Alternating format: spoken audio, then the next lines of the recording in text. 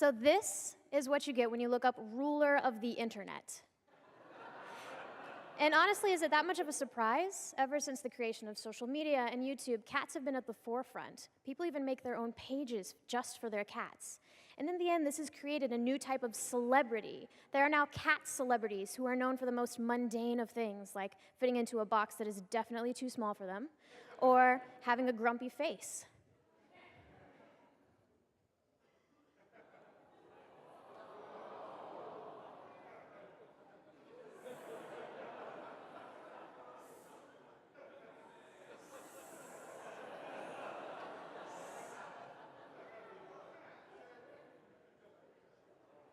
This is my grumpy face.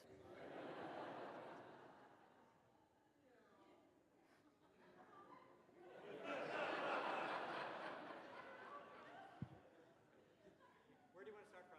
Same slide? The data slide. Third one.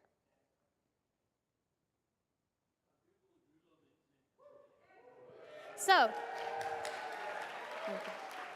despite the fact that Seattle is known for being a dog city, there are actually 3% more cat owners than there are dogs.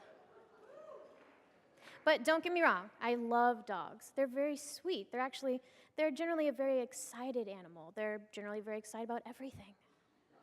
They're excited to see you. They're excited to see food. They're excited to see balls. And cats, on the other hand, they're a little more fickle. Sometimes they're happy to see you, sometimes they're not. Sometimes they try incessantly to get your attention, and then once they've finally gotten it, they're like, "How dare you pet me?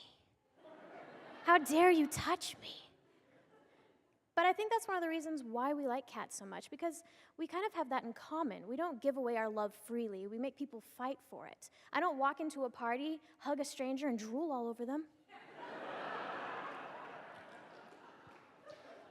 Cats also have a superpower. They actually heal.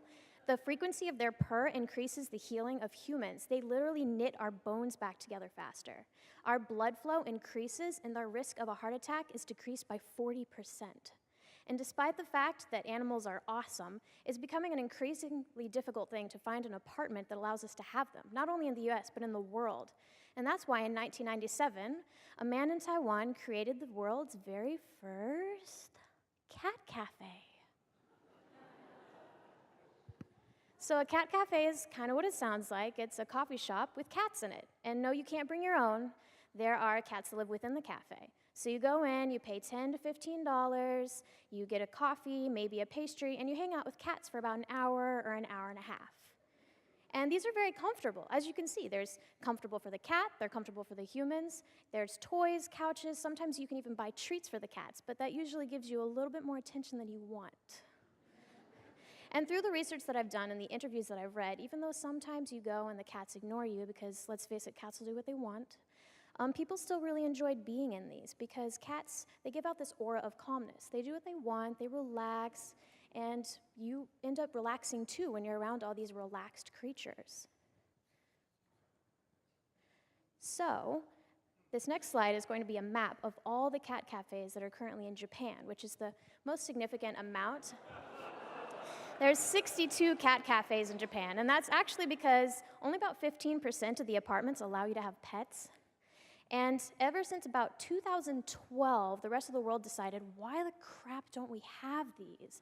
And so the cat cafe boom was created. 6 months ago, the very first one opened up in London, Lady Dinah's Cat Emporium.